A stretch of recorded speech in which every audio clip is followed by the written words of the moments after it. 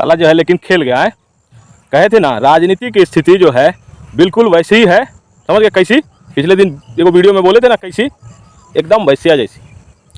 सत्ता पाने के लिए और सत्ता बचाने के लिए कुछ भी किया जा सकता है, चाहे किसी के साथ भी खिलवाड़ करना पड़े किया जा सकता है।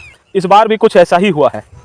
अब तक जो निष्कर्ष निकल रहा है उससे ऐसा ही लग रहा है कि राजनीतिक बिसात बिछाई गई और उस बिसात में मोहरे बने बिहारी, हिंदी भाषी। क्योंकि पहले से तमिलनाडु में इस तरह का माहौल है जहाँ पर हिंदी को लेकर के विरोध है। अक्सर वे हिंदी को लेकर के, उसकी मान्यता को लेकर के मुखर आवाज़ करते रहे हैं और बिहारियों के अलग अलग राज्यों से भगाए जाने का, मार खाने का सिलसिला काफ़ी लंबा है, पुराना है। तो इसलिए इस बार जो है लोगों को इसे मानने में कोई ये नहीं लगा, समय नहीं लगा और इस भ्रम में सब आ गए।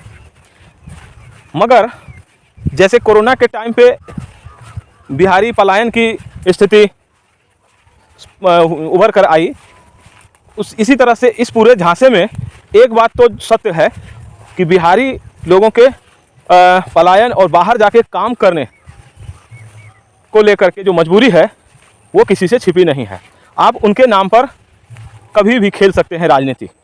अब बताइए कि कहता है कितना 20 गो वीडियो, 30 गो वीडियो, इस चक्कर में जो है। लेकिन इन सब पूरे प्रकरण में एक बात जो गंभीरता से उभर कर सामने आई कि जैसे परमाणु है ना, परमाणु बम मतलब परमाणु ऊर्जा, एटॉमिक एनर्जी जैसे विनाश के लिए भी काम आता है और विकास के लिए भी। आप बम बनाइए, आकि बिजली बनाइए, दोनों के काम में आता है। उसी तरह से जो है आज सोशल मीडिया जो है वो परमाणु बम से कम नहीं है। अब आप उसका इस्तेमाल कैसे करते हैं उस पर निर्भर करता है। अगर आप जो है उसको बम की तरह इस्तेमाल करना चाहें तो विनाश कीजिएगा। तो बीजेपी वाले खैर इसमें माहिर हैं। अगर बीजेपी वालों ने ही ये सब कुछ प्लांट करके किया और तो ये उनकी जो है पुरानी विधा है। उनका जो बीजेपी का जो आईटी सेल है या उनका जो सोशल मीडिया चलाने वाला संगठन है वो इस मामले में माहिर है, भ्रमित करने में माहिर है।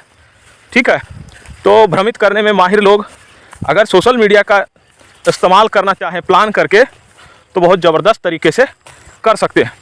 इसमें जो भी इस्तेमाल किया गया, लेकिन एक बात टोटल जो खेल है ना, समझिए वो टोटल खेल है परसेप्शन का। परसेप्शन का क्या? परसेप्शन का पहले आपको हम एक उदाहरण देते हैं।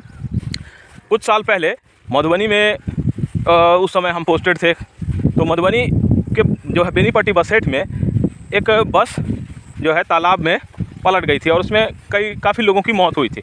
तो मुझे याद है कि मैं अपने रिपोर्टर के साथ वहाँ घटनास्थल पे गया और वहाँ पथराव हो रहा था। उस समय गिरवर दयाल यहाँ पे डीएम हुआ करते थे। पथराव हो रहा था और लोगों के बीच में पूरी तरह से ये धारणा था कि काफ़ी लोग मर गए, 50 लोग मर गए, 50 लोग मर गए। ठीक है, और शाम होते होते न्यूज़ पोर्टल पे, तमाम न्यूज़ पोर्टल पे ये चलने लग गया कि 50 से लेके 45, 50 क्या कहते हैं 40 से 45, 50 लोगों तक की मौत हो चुकी है। इसी बात को प्रसारित किया गया। ठीक है, और उसके बाद जो है मिनिमम अगर कहीं अखबारों में भी छपा तो वो छपा के कहीं 32 मौत, कहीं 35 मौत, कहीं 40 मौत। लेकिन वहाँ पे जो सबों की गिनती हुई, सब कुछ हुआ, फाइनल मुआवजा दिया गया, तो अंत में 25 मृत्यु की बात आई। सच निकला कि 25 लोगों की मृत्यु हुई थी। तो इस दौरान क्या हुआ कि खबर जब मैंने भेजा तो वहाँ पे डेस्क के साथी थे, उनसे कुछ डिस्कशन भी हुआ कि आप बाकी साइट्स पे लिख रहे हैं 45 मर गए, 50 मर गए, आप लिख रहे हैं 25 मरे हैं। मैंने कहा कि मैंने जा कर के वहाँ पर गिनती की, जो मैंने सत्य पाया वो मैं लिख रहा हूँ। तो उन्होंने कहा कि इस साइट पे इतना चल रहा है, उस साइट पे इतना चल रहा है। खैर नतीजा ये हुआ कि मेरे ना चाहने के बावजूद जो है हमारे अखबार में भी 32 लोगों की मौत की खबर चली। कुल मिला के बात यह है कि लोगों के परसेप्शन को अगर आप मैच करने जाइएगा तो आप हर वक्त सही नहीं होइएगा। आपको कई बार जो है धोखा हो जाएगा। इसलिए कि लोगों के परसेप्शन में और सत्य में कई बार बहुत भारी अंतर होता है। तमिलनाडु और बिहार के मामले में भी कुछ ऐसा ही है। लोगों के दिमाग में पहले से परसेप्शन है, लोगों के दिमाग में पहले से परसेप्शन है कि बिहारी जो काम करने बाहर जाते हैं वे दूसरे राज्यों में अक्सर मार खाते हैं, भगाए जाते हैं। और ऐसी घटनाएं कई दफ़ा महाराष्ट्र में, नॉर्थ ईस्ट में, अलग अलग राज्यों में होती रही है। तो इस बार ठीक होली के समय जो किया गया, प्लांट करके किया गया या जिस कारण से भी किया गया, राजनीतिक महत्वाकांक्षा और राजनीतिक साधने के लिए किया गया, तो उसको लोगों ने बड़ी आसानी से मान लिया। क्यों? क्योंकि लोगों के दिमाग में वो परसेप्शन पहले से बना हुआ है, इसलिए लोगों ने उसको मान लिया। और इस परसेप्शन, इस गलत भ्रम जाल में इस बार सोशल मीडिया तो बुरी तरह से फंसा ही, और प्रिंट मीडिया, इलेक्ट्रॉनिक मीडिया सब इस झांसे में आ गए और अखबारों में लीड खबरें छपी। ठीक है, तो ये टोटल जो है परसेप्शन का खेल है।